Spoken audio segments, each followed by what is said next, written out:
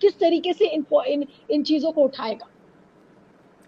लेकिन नीलू जी, पहले तो इस बात पे हमको मानना चाहिए कि उच्चतम न्यायालय या न्यायपालिका पे हमको थोड़ा भरोसा रखना चाहिए, और हम समझते हैं कि वो भारतीय जनता पार्टी के एजेंडे से नहीं चलता है। देश न्याय से चलता है, और उनके साथ उनके पास साक्ष्य रखे रहते हैं। लेकिन भारतीय जनता पार्टी के लोग जिस तरीके से इतिहास को रोकने की बात करते हैं, वो इतिहास को एक लेवल पे जाकर छोड़ देते हैं औरंगजेब की जरा पीछे जाइए। अगर आप पीछे जाते हैं तो प्राचीन इतिहास में क्या होता था? प्राचीन इतिहास में लीगल सिस्टम जो आया था वो मनुस्मृति के नाम से आया था, याज्ञवल्क्य स्मृति के नाम से आया था, नारद स्मृति के नाम से आया था। तो आप उसकी घोषणा कीजिए। उसके बाद 300 साल तक मुगल रहे, 1526 से लेकर 1772 तक के लिए उन्होंने अपना शरीयत लॉ लगाया। और आपको जान के बड़ी अजीब सी लगेगी, जब अंग्रेज यहाँ पर आए, जब उन्होंने पहले दीवानी अपने अधिकार लिए, अपने पास सिविल राइट्स लिए, और जब कोर्ट्स बनाना शुरू किया वॉरेन हेस्टिंग ने पहली बार में, तब उन्होंने सिविल मामलों में हिंदू को हिंदू लॉ, मुस्लिम को मुस्लिम लॉ दिए, बाकी सबको इंग्लिश लॉ लिया। और क्रिमिनल मामलों में तब भी वो शरीयत लॉ को ही चलाते रहे। ये बहुत सालों तक चला रहा।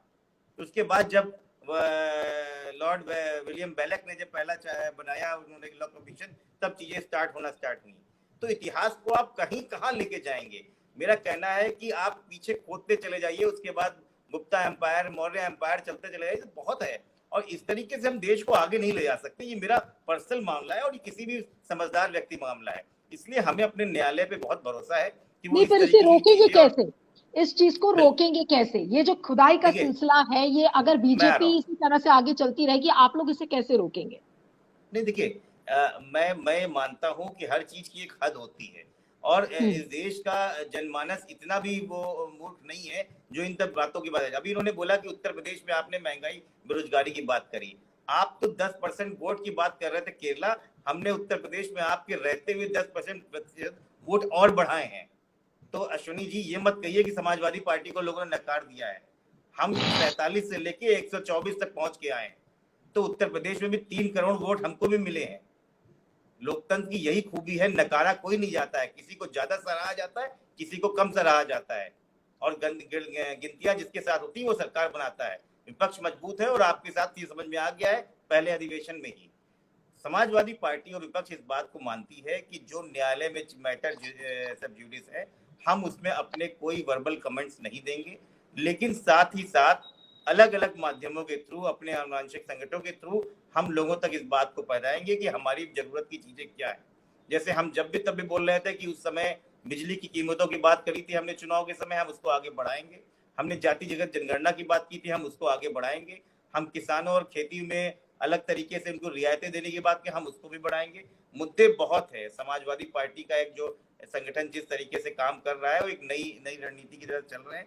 हम लोग अपने अपने काम कर रहे हैं। लेकिन भारतीय जनता पार्टी को इस तरीके से बोलने का कोई हक नहीं है कि हम इसके पीछे नहीं है। ये बहुत अजीब सी बात है कि अश्विनी उपाध्याय, जो भारतीय जनता पार्टी के एक प्रवक्ता भी रहते थे, उन्होंने जाके ऐसे पटिशन को उठाया। और विष्णु जैन और कौन है और उनके पिताजी कौन है वो भी सब लोग जानते हैं। और मुझे बहुत हैरानी होती है जब आप देश को आगे ले जाने की बात करते हो, हिंदू अस्मिता की बात करते हैं, लेकिन वहीं अगर आप हमारे युवाओं की रोजगार की बात करते हैं। अभी इंडियन रेलवेज में 2022 के शुरुआत में एक नौकरियों का आवेदन दिया था नीलू जी, यशोजी जी। 35,000 पोस्टों की एसएससी की सेकंड ग्रेड की आवेदन आया था। 1,20,00,000 लोगों ने आवेदन किया था। आप सोचिए इस देश की स्थिति, और जिसमें ज्यादातर पोस्ट ग्रेजुएट और डिग्री होल्डर थे। और भारतीय जनता पार्टी मुख नहीं बोलती है। पीयूष गोयल की लड़की जो है हार्वर्ड से ग्रेजुएशन कर रही है, ओम बिरला की लड़की जो है आईएएस और ग्रेजुएट बनती है। इसके बाद अमित शाह का लड़का बिना क्रिकेट खेले बीसीएसई का अध्यक्ष बनता है। और हमारे 1,20,00,000 बच्चे जो है वो यहाँ पे फॉर्म भरते हैं और उसका रिजल्ट आउट हो जाता है। आप क्या समझते हैं, क्या देश देख नहीं रहा है? देश सब देख रहा है। अपनी बारी आने पे देश अपने हिसाब से उसका बदला लेगा, और चाहे वोटों से ले, चाहे संवैधानिक तरीके से ले, वो लेगा जरूर। और समाजवादी पार्टी इनको हर तरीके से जमीनी स्तर पे उठाने के लिए तत्पर है, और हम कभी भी उनको आने के तैयार नहीं है।